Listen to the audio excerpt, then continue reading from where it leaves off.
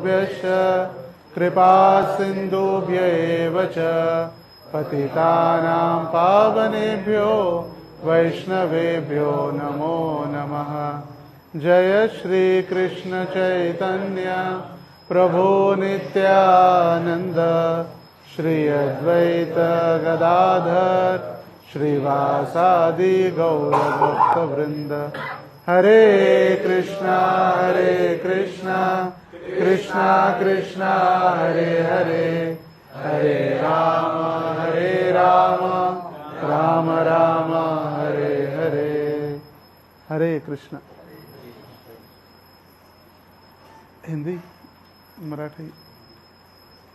तो आज के प्रवचन का टॉपिक दिया था वर्ड्स ऑफ विजडम।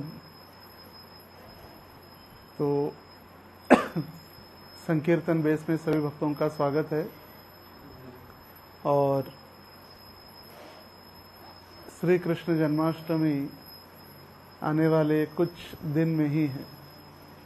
अभी आज 22, 23, 24, 25 3 दिन बचे हैं सिर्फ, और 3 दिन के उपरांत 26 तारीख को 5251वीं जन्माष्टमी और उसके नेक्स्ट डे श्रील प्रभुपाद जी का 128वां आविर्भाव हम सभी मनाएंगे। श्रील प्रभुपाद जी जब अमेरिका के लिए निकले तो जब अमेरिका जा ही रहे थे उस समय भी और अमेरिका में पहुंचने के बाद भी इतने तकलीफ या इतने कठिनाइयों से प्रभुपाद जी गुजरे, और वो कठिनाई देखकर भगवान का भी हृदय द्रवित हो जाता है। जब भक्तगण तपस्या करते हैं या भक्त भगवान को प्रसन्न करने के लिए कार्य करने लगते हैं तो भगवान का हृदय द्रवित हो जाता है। जैसे भीष्म पितामह भी अपने रथ के ऊपर बैठकर अर्जुन और पांडवों के साथ युद्ध कर रहे थे।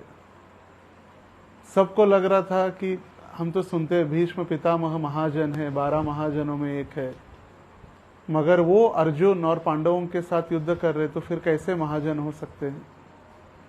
उन्होंने पांडवों के साथ युद्ध करने के लिए इसीलिए निश्चय किया क्योंकि वो सोच रहे थे कि यदि मैं पांडवों के साइड से युद्ध करूंगा तो फिर भगवान मेरे पीछे रहेंगे या भगवान कहीं बाजू में रहेंगे, तो भगवान को आंखों से प्रत्यक्ष रूप से नहीं देख सकता। और वो लड़ रहे थे कौरवों के साइड से, और उनका पूरा ध्यान था पांडवों के प्रति, या भगवान कैसे लड़ रहे, या भगवान ने कैसे अर्जुन का रथ संभाल के रखा, उनका चिंतन वही चल रहा था पूरा। और इसीलिए जब भगवान किसी भक्त का कठोर परिश्रम या तपस्या देखते हैं तो फिर अपने आप आनंद के सागर में भगवान भी डूब जाते हैं। जब भीष्म पितामह का युद्ध इतने तीक्ष्ण बाणों से चल रहा था तो अर्जुन को भी डाउट लगा कि अभी मेरा कुछ समय बर्बाद होने वाला है, क्योंकि रथ के घोड़े पूरी तरह से थक चुके हैं। रथ भी एकदम, रथ चलाने वाले तो शक्तिशाली है मगर रथ चलाने वाले जो घोड़े थे वो पूरी तरह से थक गए थे। तो अपने भक्त को संभालने के लिए भगवान ने उस कुरुक्षेत्र के युद्ध भूमि में एक तालाब बना दिया, तालाब, और उस तालाब में घोड़ों को छोड़कर सारे घोड़ों को पानी पिलाया। घोड़ों को पानी पिलाया, उनकी मसाज की। किसकी? घोड़ों की। कौन कर रहा है? अखिल ब्रह्मांड के स्वामी घोड़ों की मसाज कर रहे, उनको हाथ घुमा रहे उनके शरीर से, उनकी मसाज कर रहे, उनको पानी पिला रहे और तालाब बना दिया। सिर्फ एक कौन देख पा रहा है? सिर्फ भीष्म पितामह देख रहे थे और कोई इसको देख नहीं पा रहा था। तो यहाँ पर देख सकते हैं कि भगवान अपने भक्त के घोड़ों को भी सेवा करने के लिए तैयार है, अखिल ब्रह्मांड के स्वामी। और हमको लगता है कि कभी कभी इतनी हम सेवा कर रहे हैं, हम बहुत शुद्ध भक्त हो गए, हम डायरेक्ट भगवान के पास जाना चाहते हैं, मगर डायरेक्ट भगवान के पास हम कभी भी नहीं पहुंच पाएंगे। जो भगवान के भक्तों का, दासों के दासों का दास है, वही भगवान तक पहुंच सकता है। और यही परंपरा पद्धति है। यहाँ पर गुरु शिष्य परंपरा जो है, गुरु शिष्य परंपरा की कृपा से ही ब्रह्म मध्व गौड़ीय संप्रदाय ये चल रहा है। जैसे सुख मुखाद अमृत द्रव संयुतम मुहुरहो भुवि भावुका, जो आम है आम, ये भागवत आम के समान है, जिसमें कोई गुठली नहीं है, सिर्फ पल्प है, मैंगो पल्प, सिर्फ जूस ही जूस है। और इसीलिए ये आम जब कभी भी पेड़ से नीचे गिरता है तो खराब हो जाता है। जैसे अचार भी जब बनाते हैं घरों में, अभी तो सारा रेडीमेड अचार मिल रहा है, मगर जब घर में वैदिक पद्धति में अचार बनाया जाता था तो ऐसे आम को पत्थर मार के नीचे नहीं गिराया जाता, उस पेड़ के ऊपर चढ़ के एक एक आम निकाल के एक हाथ से दूसरे हाथ में उसको निकाल के संभाल के रखते, तभी वो अचार लंबे समय तक टिकता है। तो उसी प्रकार ये भी जो सुखदेव गोस्वामी द्वारा स्पर्श किया गया या उनके मुख के द्वारा आनंदित किया गया जो आम का रस है, भागवत रूपी रस, ये सुखदेव गोस्वामी, फिर व्यास देव, फिर नारद जी, ऐसे परंपरा में पूरी हम तक पहुंचाए। और यही भक्ति है। भक्ति भी ऐसी, हम जब कोई सेवा करें तो हमारी कोई योग्यता नहीं कि डायरेक्ट राधा दामोदर या कृष्ण बलराम की या राधा श्याम सुंदर की सेवा करें। हम जब सेवा करते तो हम अपने गुरु को प्रणाम करते, गुरु को निवेदन करते, जो मैं सेवा कर रहा हूँ आप भगवान तक पहुँचाइए। फिर गुरु श्रील प्रभुपाद भक्ति सिद्धांत सरस्वती ठाकुर, ऐसी सेवा फिर ऊपर अंततोगत्वा भगवान तक पहुँचती है। हम जो भी कार्य कर रहे या जो भी हम ये प्रचार करने का प्रयास कर रहे या कुछ सेवा करने का प्रयास कर रहे, ये हमारी कोई योग्यता नहीं है, गुरु और कृष्ण की कृपा से ही ये सारा हो रहा है। यदि गुरु और कृष्ण कृपा करते हैं तो फिर अपने आप हम भक्ति में प्रगति कर सकते हैं, क्योंकि हमारे पास भक्ति कहाँ है? जिसके पास जो होगा वही देगा। यदि पानी वाले के पास जाकर हम शरबत मांगेंगे, थोड़ी देने वाला है। एक्वा गार्ड होता है ना, पानी के एक्वा, ये एक्वा वो एक्वा, से ठंडा पानी, वो पानी दे सकते हैं। उनके पास पानी के बजाय कोई वाइन मांगेगा या शरबत मांगेगा तो नहीं दे सकता। उसी प्रकार हमारे पास जो है वही हम दे सकते हैं। और कृष्ण गुरु की संपत्ति है, उनके पास, गुरु के पास कृष्ण है। कृष्ण से तोमार कृष्ण दीते पार, तोमार शकति आछे, आमी तो कंगाल कृष्ण कृष्ण बलि, धाई तव पाछे पाछे। हम भगवान के पास जा तो रहे, मगर कृष्ण किसकी संपत्ति है? गुरु की संपत्ति। और गुरु हमें कृष्ण को दे सकते हैं।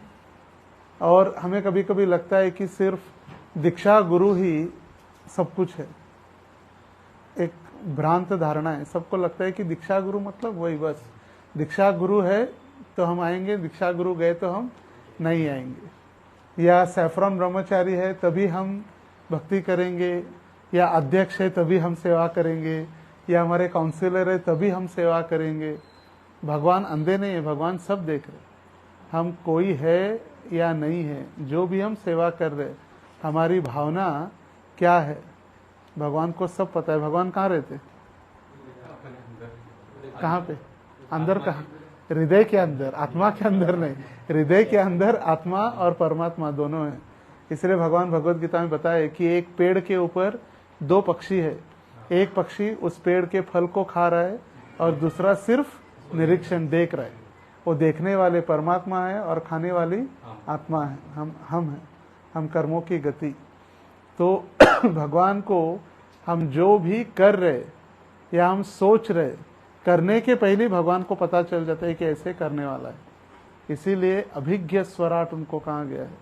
ओम नमो भगवते वासुदेवाय, जन्माद्यस्य इतरतश्च आर्तेषु अभिज्ञ स्वराट, तेने ब्रह्म हृदय आदि कवये मुह्यन्ति यत्सूरयः, तेजो वारी यथा विनिमयो यत्रात्रि सर्गो मृषा, धाम्ना स्वेन सदा निहस्तकुहकम सत्यम परम धीमहि।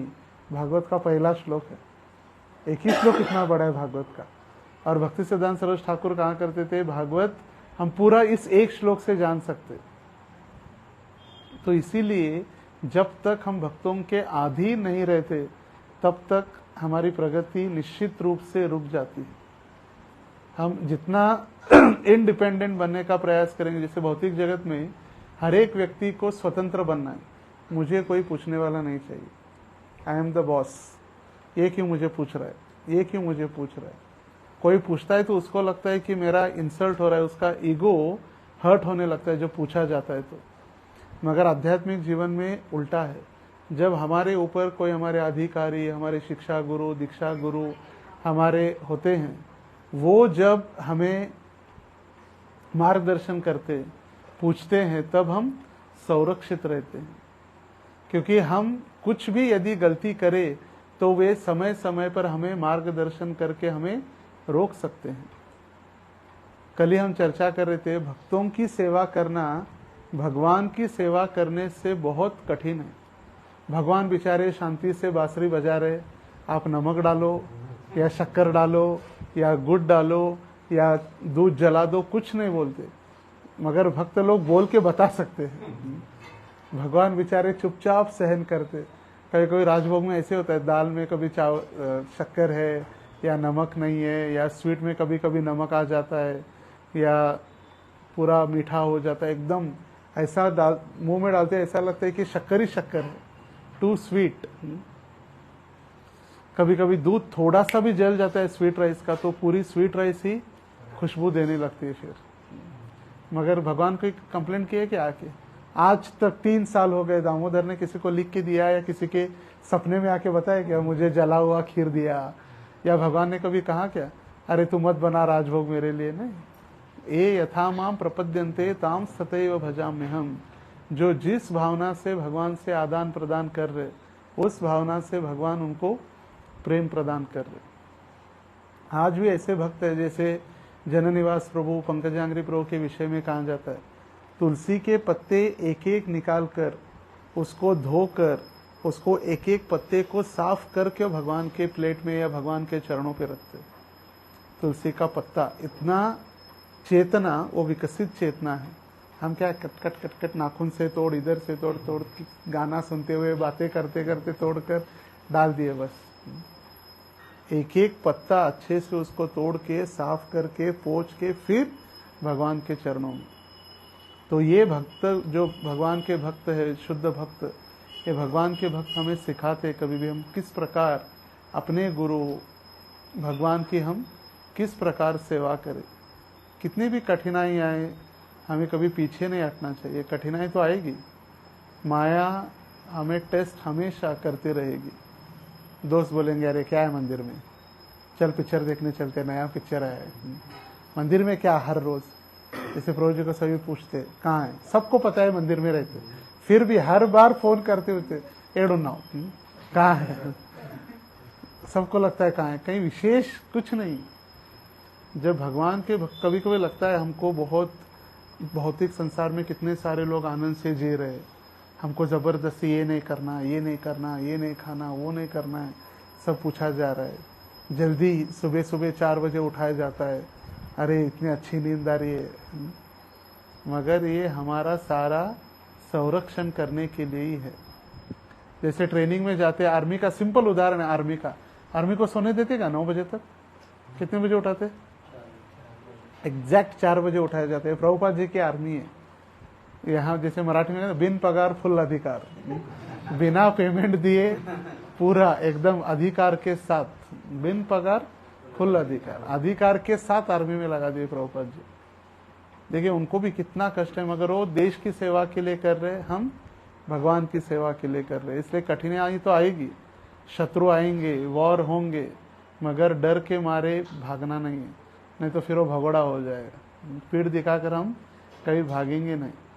दोस्त आएंगे, अभी गणपति आएगा, फिर दशहरा आएगा, फिर ढोल बजेंगे, फिर लेजिम चलेगी, फिर क्या हो दांडिया चलेगा, सब चलेगा, सब बुलाएंगे, मगर हमारा जो मेन उद्देश्य है भगवान की प्रसन्नता, वो कभी भी नहीं भूलना चाहिए। और उसके लिए ही प्रभुपाद जी ने इतना सारा बनाया। ये प्रेम जो है भक्तों के प्रति, ये प्रेम तभी बढ़ता है जब हम एक दूसरे के साथ विश्वास के साथ हम जब सेवा करते। और जब सेवा कब करते? जब हम साधना करते। जब साधना करेंगे तभी सेवा कर सकते। ये कितने सारे सुनते हैं, और प्रभु जी इतने भक्त थे, इतने सारे दीक्षित भक्त है, मगर देखिए कितने गिने चुने दीक्षित भक्त हम दिखते रहते हैं। क्यों? क्योंकि उनको ही भगवान के प्रति प्रेम है। जैसे मैं देखा, नोएडा में प्रचार चालू हुआ 1996 के आसपास, सेंटेनियल ऑफिस के आसपास, जब 1996-92 में जीबीसी ने परम पूज्य लोकनाथ स्वामी महाराज जी को अधिकारी बनाया। कौन सा अधिकारी? Minister for Prabhupada centennial. Prabhupada ji का जन्म शताब्दी महोत्सव बनाने का पूरी जिम्मेदारी दी, और महाराज जी ने 92 से लेकर 96 तक पूरी तैयारी की। फिर 96 में 1008 तीर्थ जल इकट्ठा करना, सारी पदयात्राएं पूरे ऑल ओवर इंडिया, कन्याकुमारी से लेकर कश्मीर, जितनी नदियां है, जितने तीर्थ स्थल है, वो पूरा इकट्ठा। फिर वो सिर्फ इकट्ठा करके भारत में नहीं, 160 देशों में उसके बॉटल्स बना के सारे कुरियर हो गए। और ऐसा प्लान था कि एट अ टाइम, एक समय में 160 देशों में प्रभुपाद जी का अभिषेक, एक समय में पूरा ऐसे टाइम जोन के अनुसार सेट किया था। तो मायापुर, जापान, इधर फिर ऐसे पूरा वर्ल्ड राउंड क्लॉक एक साथ। 12 उसमें अलग अलग पंखुड़ियाँ थी, जैसे कमल की पंखुड़ियाँ होती ना, तो एक थी कि भागवतम का वितरण, ग्रंथ वितरण, भागवत गीता भागवत।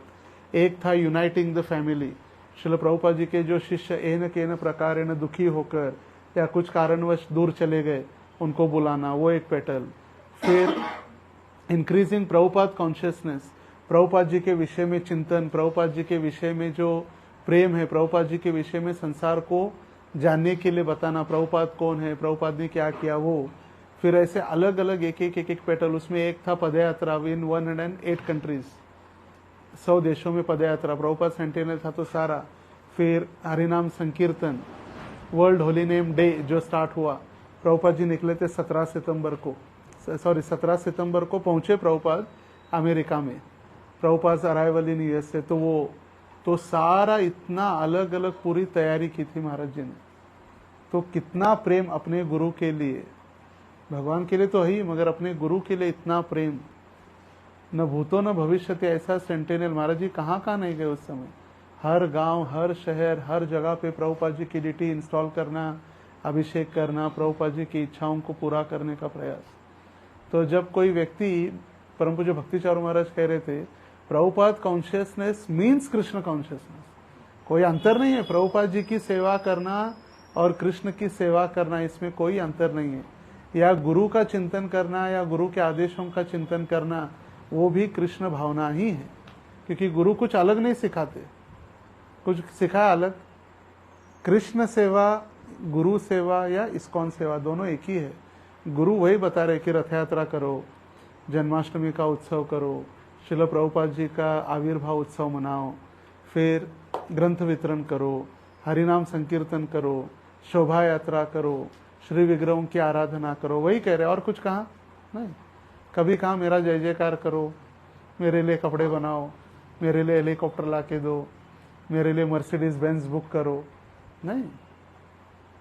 आजकल तो इतनी फैसिलिटी ये मोबाइल मीडिया के है, उस समय हमने देखा कि कुछ नहीं होता था। एक बार मुझे याद है, हम विजयवाड़ा में थे, ये 2005, आज से 20 साल पूर्व। विजयवाड़ा में नरसिम्हा जयंती थी, और विजयवाड़ा के जो अध्यक्ष थे, जो ब्रजमंडल परिक्रमा में वीआईपी सेवा करते थे, मुरली मोहन प्रभु, अहमदाबाद वाले नहीं, दूसरे थे। तो उन्होंने महाराज जी को नरसिम्हा जयंती के लिए बुलाया था। विजयवाड़ा में पाणाकल नरसिम्हा है, भगवान का चेहरा है, नरसिंह भगवान का एक बड़ा पर्वत, और पर्वत में सिर्फ भगवान का चेहरा, और ऐसे भगवान ने मुख खोला हुआ है। और पाणाकल मतलब गुड़ का पानी, जिसमें अदरक और अलग अलग कुछ वैरायटीज डाल के भगवान को पिलाया जाता है। और जब भगवान को बड़े बड़े मटकों से पिलाते हैं, गटक गटक गटक पीने का आवाज़ आता है, जैसे आदमी पीता है। तो कितने सारे रिसर्च किए गए कि कहाँ जाता है पानी, या आवाज़ कहाँ से आता है, आज तक किसी को नहीं मिला। आज भी भगवान को वही भोग लगता है। जब भी जाएंगे आप तो 100, 200, 151 जो भी देकर मटका भरो पानी, पाणाकल जिसको कहते हैं, अदरक और गुड़ के साथ भगवान को पिलाया जाता है।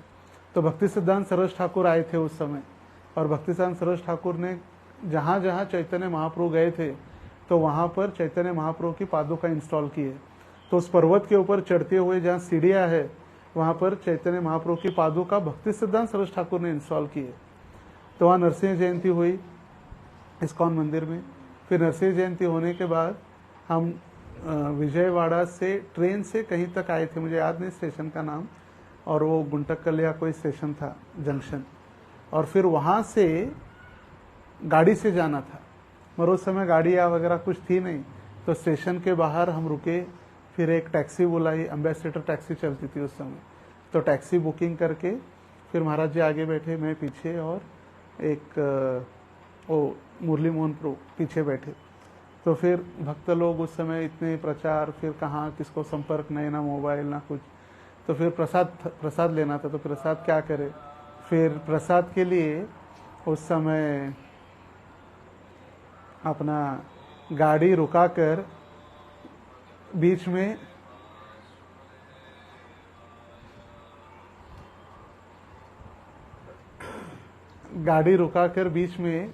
एक जगह पर फल खरीदे महाराज जी के लिए, ब्रेकफास्ट। रास्ते पर सिटी में फ्रूट्स खरीदने के बाद फिर महाराज जी को मैं काट के दे रहा था पीछे।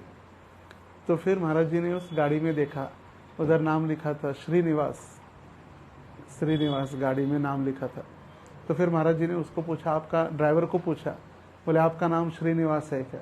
बोले नहीं महाराज, मेरा तो नाम श्रीनिवास नहीं है, मगर मुझे श्रीनिवास या वेंकटेश नाम अच्छा लगता है। तो महाराज पूछा फिर आपका नाम क्या है? बोले, उसने कहा मैं तो मोहम्मडन हूँ, मैं तो मुस्लिम हूँ, मगर श्रीनिवास नाम मुझे अच्छा लगता है, इसलिए मैं श्रीनिवास नाम, मुझे कोई बुलाता है तो मुझे अच्छा लगता है। जैसे होता है ना टोपन नाम, उसका ओरिजिनल नाम अलग था, मगर उसने नाम रखा था अपना श्रीनिवास।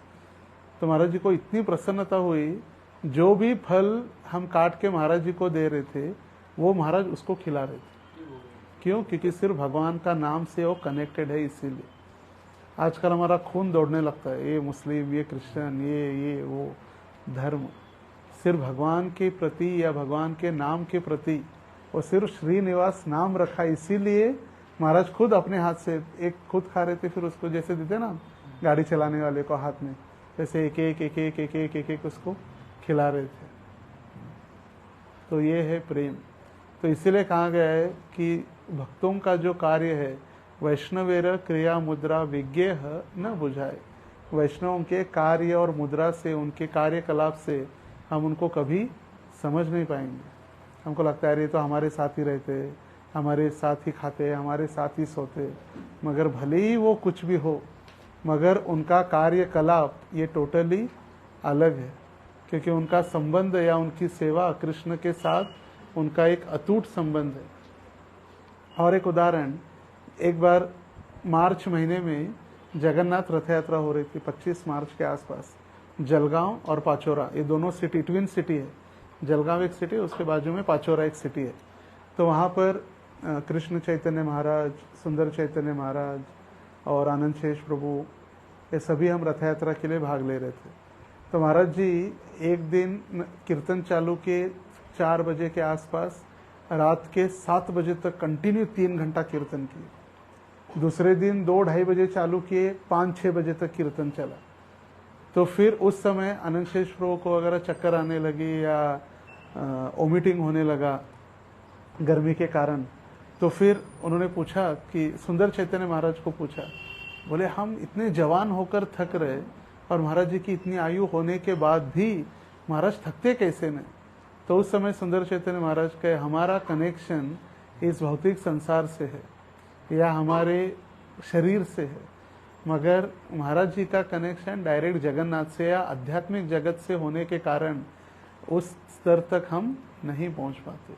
हमको तुरंत पेट में दर्द होने लगता है, थोड़ी देर कथा में बैठने के बाद हमें भूख लगने लगती है, हमें थोड़ा चलने के बाद चक्कर आने लगती है, क्लास में बैठने के बाद नींद आने लगती है। और प्रभुपाद जी पूरी रात ट्रांसलेशन कर रहे थे ग्रंथों का, और पूरी रात ये हमें, मगर उससे महत्वपूर्ण सेवा है भक्तों की सेवा। भक्तों की सेवा करते करते करते करते फिर हम भगवान की सेवा करने के लिए सीख सकते हैं, हमें भगवान की सेवा करने के लिए प्रेरणा प्राप्त होती है। और उसी प्रेरणा के लिए हमें सदैव भक्तों के सानिध्य में रहना आवश्यक है। United we stand, divided we fall. हम जब एकत्रित आकर भक्तों के सानिध्य में भगवान की सेवा करते तो हम टिके रहते। अगर हम सोचेंगे नहीं नहीं मुझे किसी भक्तों की जरूरत नहीं, मेरी दीक्षा हो गई, मेरे घर में अभी ड्यूटीज है, मैं घर में आरती घंटी हिला के आरती कर रहा हूँ, सब कर रहा हूँ, तो मुझे किसी की अभी आवश्यकता नहीं है, तो हम टिकेंगे नहीं। जैसे अग्नि होती है ना, अग्नि के जो चिंगारी होती है, चिंगारी अलग अलग चिंगारी, जब तक वो अग्नि के साथ वो चिंगारियां है तब तक वो चिंगारी जलती रहती है। अगर उस चिंगारी ने सोचा अभी मुझे अग्नि की जरूरत नहीं है, बाहर उड़ के चट चट चट चट निकलते ना बाहर, और बाहर आके गिर जाते, तुरंत 2 मिनट में वो ठंडा हो जाता है, अग्नि खत्म। क्यों? क्योंकि अग्नि के संपर्क से जो चिंगारी है वो बाहर निकल जाते, तो उसका कोई अस्तित्व नहीं रहता। तो उसी प्रकार हम भी भक्तों के सानिध्य में जब रहते हैं तभी हमारा अस्तित्व या हमारी सेवा करने की भावना टिक सकती है। जैसा संग वैसा रंग। पानी को पूछा गया, पानी तेरा रंग कैसा? जिसमें मिलाया वैसा। गंगा के पास गया गंगादास, जमुना के पास गया जमुनादास।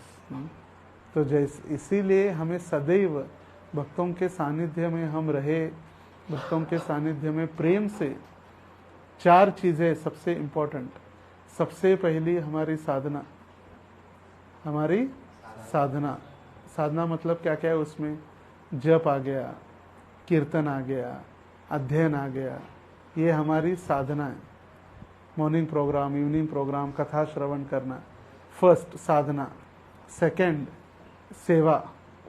साधना यदि हम अच्छी करते तो फिर सेवा हमारी अच्छी होती है, नहीं तो फिर हमें बर्डन लगता है, अरे यार क्या क्या करे, झाड़ू भी मैं लगाऊं, सफाई भी मैं करूं, गाड़ी भी मैं चलाऊं, क्या क्या करूं मैं अकेला, मुझे क्यों बोलते रहते बार बार।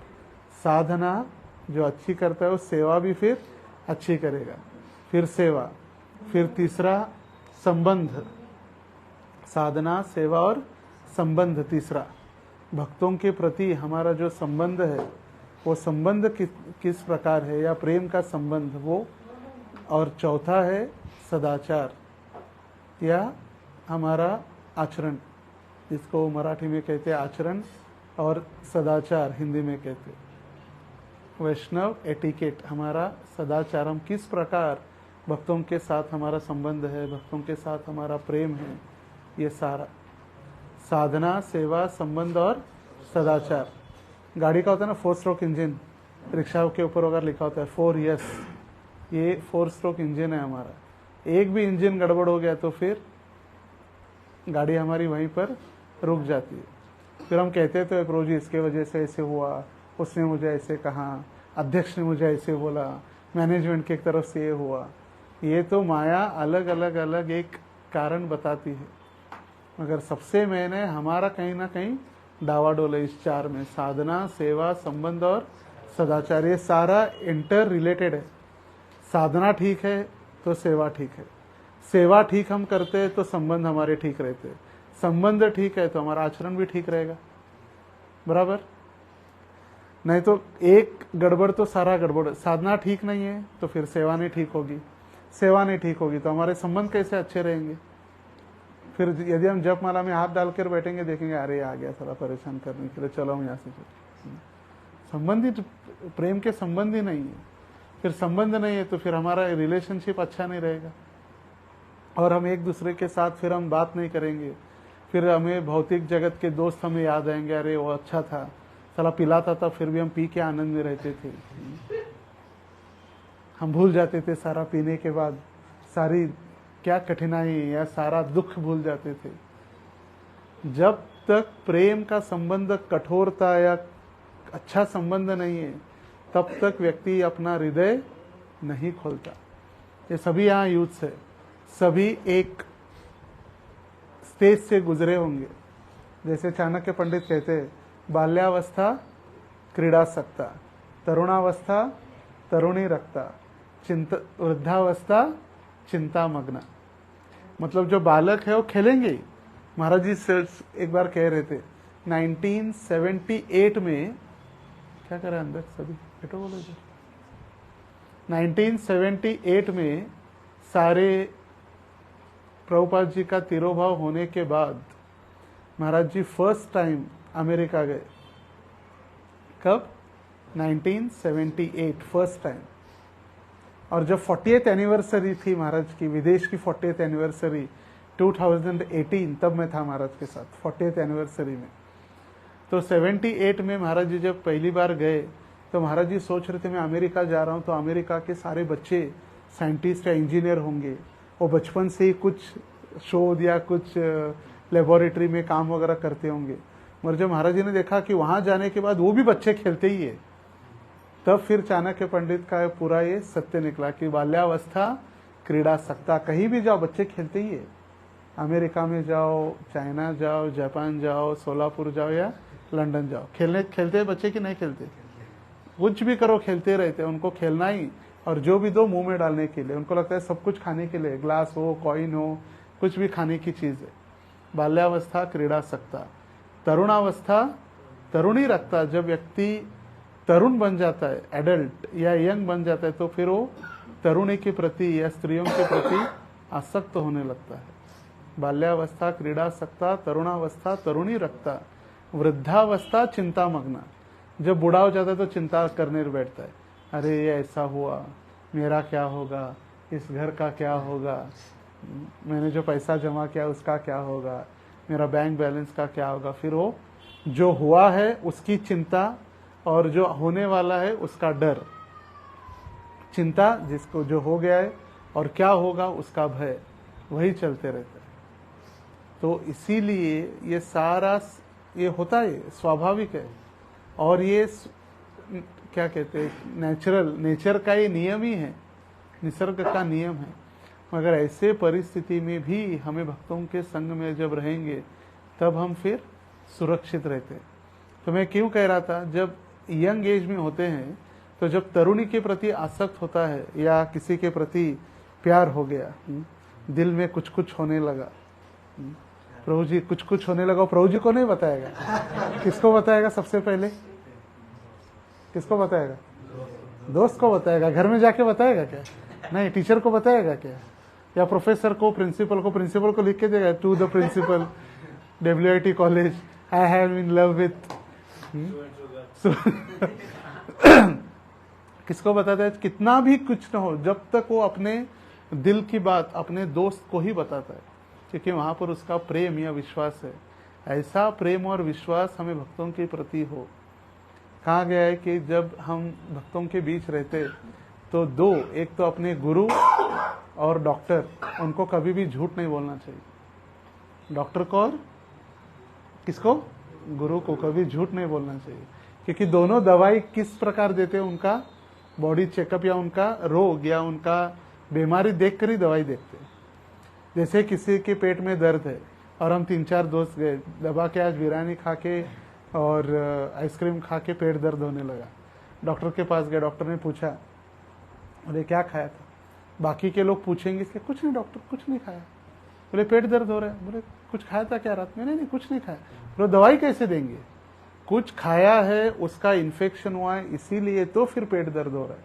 या कहीं पानी गलत पीने में आया, किसी के जनरल टैप का, या रास्ते में कहीं भी पी लिया, उसका पेट दर्द होता किस लिए? अधिक खाने से या पानी पीने के गड़बड़ से। ऐसे 2 ही कारण है पेट दर्द होने का, तीसरा कोई नहीं है। आप छुपाएंगे डॉक्टर से तो डॉक्टर दवाई नहीं दे सकता। उसी प्रकार भव रोग का जो डॉक्टर है वो है गुरु। हमारे हृदय में क्या चल रहा है, जब तक हम अपने गुरु को बताकर या आध्यात्मिक मार्गदर्शक को जब तक नहीं बताएंगे, तब तक हमें कैसे उसकी दवाई मिलेगी? हम बता सब ठीक चल रहा है तो एकदम ओके, फर्स्ट क्लास, सब कुछ फर्स्ट क्लास चल रहा है। तो सोचिए सब कुछ फर्स्ट क्लास चल रहा है तो अच्छी बात है। जब तक बताएंगे नहीं तब तक फिर दवाई कैसे मिलेगी? जैसे किसी को क्रोध का बीमारी है, किसी को काम वासना की बीमारी है, किसी को अपने धन की बीमारी है, धनांध, व्यक्ति अंधा हो जाता है धन से, वो किसी को गिनता नहीं। फिर मदांध, मद के कारण, अहंकार के कारण वो अंधा हो जाता है, कुछ दिखता नहीं। ये प्रेसिडेंट, ये अधिकारी, फिर दवाई मिलेगी कैसे? इसीलिए झूठा ढोंग, हम जितना झूठा नाटक करेंगे हम खुद ही फंसते रहेंगे। इसीलिए जो है हमारी भक्ति हमारे सिद्धांत, हमारी सेवा सच या सत्य के आधार पर हमें उसको कंस्ट्रक्ट करना चाहिए। सत्य से चलने वाला व्यक्ति परेशान हो सकता है मगर पराजित कभी नहीं होता। परेशान होगा सत्य से चलने वाला, कठिनाई आएगी, लोग नाम रखेंगे लोग। साधारण व्यक्ति के लिए क्या, भगवान तक लोगों ने छोड़ा नहीं। फिर प्रभुपाद जी के लिए भी लोगों ने कहा कि कैसे व्यक्ति पाश्चिमात्य देश में जाकर दीक्षा दे सकता है, संन्यास लेने के बाद कैसे समुद्र को लांघ सकता है, म्लेच्छ स्त्रियों को कैसे ब्राह्मण दीक्षा दे सकता है, शास्त्रों के गलत, कैसे संन्यास दीक्षा दे सकता है इतनी कम आयु में म्लेच्छों को। तुकाराम महाराज को नहीं छोड़ा लोगों ने। सबको लोग बोलने के लिए रहेंगे, आप कुछ भी करो लोग बोलेंगे। जैसे गधे का उदाहरण दिया था ना मैंने, एक गधा लेकर पति पत्नी चलते रहते तो लोग बोलते अरे क्या पागल लोग हैं, इतना गधा है खुद भी चल रहे। तो क्या करते, दोनों बैठ जाते गधे के ऊपर। फिर लोग बोलते अरे कितने पागल है यार, अभी वो जानवर की क्या हत्या करने वाले क्या, उनको मारने वाले क्या, उनकी जान लेने वाले क्या। दोनों सांड बैठ गए उसके ऊपर, फिर उतर जाते। फिर वो बीबी को बैठाता है, फिर बोलते देखो कितना अटैच है बीबी के साथ, बीबी को बैठा है और खुद चल रहा है। फिर बीबी को उतारता है, खुद बढ़ता है, बोले देखो कितना बेशर्म है, बीबी चल रही है और खुद बैठा है। आप कुछ भी करो, चलो मत चलो, दोनों बैठो एक बैठो, लोग तो बोलने वाले। इसलिए मैं कहता हूँ, मैंने एक क्या कहते हैं कोट तैयार किया है, लोग क्या सोचेंगे ये भी अगर हम ही सोचेंगे तो फिर लोग क्या सोचेंगे। समझ में आया? लोग क्या सोचेंगे ये भी अगर हम ही सोचेंगे फिर लोग क्या सोचेंगे। तो लोग तो सोचते रहते हैं, बोलते ही है। और स्पेशली इन यंग एज टांग खींचने वाले तो बहुत रहते ही है, क्या मंदिर में है, क्या भक्ति है। जाओ जन्माष्टमी के दिन थोड़ा आरती, तालियां बजाओ, आरती करो, अभिषेक करो, आ जाओ 1 घंटे में। क्या दिन रात बोलते कि नहीं? क्या है मंदिर में दिन रात, कभी भी देखो मंदिर है, मंदिर मंदिर मंदिर, कहीं पूछो मंदिर में क्या है। मंदिर में मगर जो आनंद मंदिर में है वो कहीं मिला आज तक? मिला क्या आनंद कहीं? कितने सारे गाने आए, कितने सारे मूवीज आए, 4 दिन बाद सब फ्लॉप। कितने बाहुबली है और कितनी बाहुबली भी चली भी गई, किसी को याद है? मगर भगवान का नाम देखिए, हजारों लाखों सालों से वही नाम है और वही कीर्तन में हर बार उत्साह के साथ इंटरेस्ट होता है, उत्साह के साथ। इसलिए भगवान का नाम है आनंद वर्धन प्रेम निकेतन, सबका आनंद वर्धित करने वाले। आनंद वर्धन, आनंद का वर्धन करने वाले। ऐसे आनंद वर्धन करने वाले भगवान के हम दास है। हम आनंद वर्धन नहीं है, आनंद वर्धित करने वाले। हमारे जीवन में तो दुख कष्ट वही चल रहा है, दुख दोषानुदर्शनम। मगर जब हम ऐसे आनंद वर्धन भगवान, जो आनंद कंद प्रेम निकेतन भगवान है, इनसे संपर्क में आएंगे तो निश्चित रूप से आनंदी होंगे। इसलिए सदैव हमारा एक उद्देश्य होना चाहिए कि हम सदैव भक्तों के सानिध्य में प्रेम के साथ और विश्वास के साथ और सत्य के आधार पर हम चले तो कोई कठिनाई नहीं आएगी। एक झूठ छुपाने के लिए कभी कभी 100 झूठ बोलने पड़ते, बराबर बराबर है कि नहीं? कितने झूठ बोलने पड़ते हैं एक झूठ छुपाने के लिए। फिर घूम फिर कर फिर आ जाता है भाई, अटक जाते हैं फिर। और आजकल की सोशल मीडिया और भगवान के सीसीटीवी कैमरे से तो कोई फिर बचने वाला तो है ही नहीं। इस कभी कभी ये सीसीटीवी को कपड़ा लगा सकते हैं पैचवर्क रख करके, या उसके बराबर नीचे खड़े रहकर, जैसे बराबर गोविंद जी खड़े हैं ऐसे खड़े तो रह सकते हैं, मगर ऊपर वाले की सीसीटीवी से हम कभी छूटने वाले नहीं हैं। तो हमारा सौभाग्य है कि इस आयु में हमें भक्ति मिली है, इतनी कम आयु में। नहीं तो बूढ़ा होने के बाद क्या है, फिर कुछ नहीं। लोग कहते हैं बूढ़ा होने के बाद नाम लेंगे, आलेयम आले कुटुन कुटुन कुटुन आले आले आलेयम यम यम आले आले, बस राम नहीं आते। जैसे प्रभुपाद जी ने कहा उस स्त्री को चैंट चैंट चैंट, वो बोली can't can't can't. Prabhupada ji बोले चैंट चैंट चैंट, वो बोली कांट कांट कांट, नहीं नहीं नहीं ये बोली, मगर हरे कृष्णा नहीं बोली। तो सौभाग्य है, जैसे प्रहलाद महाराज कहे, कौमारम आचरित प्राज्ञो धर्मान भागवता निह दुर्लभम मानुषम जन्म तदप्य ध्रुवम अर्थदम। 5 साल के आयु से ही भक्ति करनी चाहिए। और अच्छा है कि कम से 5 साल तो नहीं, 50 होने के पहले तो भक्ति मिल ही गई। तो सौभाग्य है श्रील प्रभुपाद जी की कृपा से और राधा दामोदर के असीम अनुकंपा से हमें संकीर्तन बेस प्राप्त हुई। और नाम भी रखा है संकीर्तन, क्योंकि श्रील चैतन्य महाप्रभु का यह आंदोलन क्या है? संकीर्तन आंदोलन। कोई भी नाम रख सकते थे, सुदामा कुटीर, ये कुटीर, नित्यानंद कुटीर, चैतन्य कुटीर, मगर प्रभुपाद और चैतन्य महाप्रभु का शुरुआत ही या मेन जो स्तंभ है वो है संकीर्तन। इस कलयुग का आधार संकीर्तन है। और संकीर्तन करते करते करते ही फिर कृष्ण लीला में, और वही रास लीला है। कृष्ण की रास लीला ही चैतन्य महाप्रभु की संकीर्तन लीला है। कहाँ ये फोटो कौन बता सकता है? किसने देखा है? चैतन्य महाप्रभु का कीर्तन और कृष्ण की रास लीला कहाँ है फोटो? टेंपल में? कहाँ है? नहीं, ये तो राधा कृष्ण है। श्री कृष्ण चैतन्य राधा कृष्ण नहाय अन्य, उसका फोटो है ये। ब्लू कलर का बीबीटी का वैष्णव गीत पुस्तक है, वैष्णव गीत, ब्लू कलर का, हिंदी है, हिंदी। उसके ऊपर है रासलीला, राधा रानी और गोपिया भगवान को माला पहना रहे और वही कृष्ण नीचे संकीर्तन कर रहे।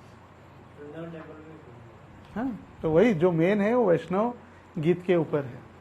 तो वही है चैतन्य महाप्रभु की संकीर्तन लीला ही राधा कृष्ण की रास लीला है। ये जाने का स्टेप है ऊपर जाने के लिए। चैतन्य महाप्रभु की जब कृपा होगी तभी फिर राधा कृष्ण की कृपा हो सकती है। और इसीलिए ये हमें संकीर्तन, इस कलयुग का जो युग धर्म है, तृतीय अध्याय तो विष्णु त्रैतायाम विजतो मखय द्वापरे परिचर्यायाम कलौ तद हरि कीर्तनात्, संकीर्तन आंदोलन। हरे कृष्णा कृष्णा कृष्णा हरे हरे, हरे राम राम राम हरे हरे। श्रील प्रभुपाद की जय। श्री श्री राधा दामोदर की जय।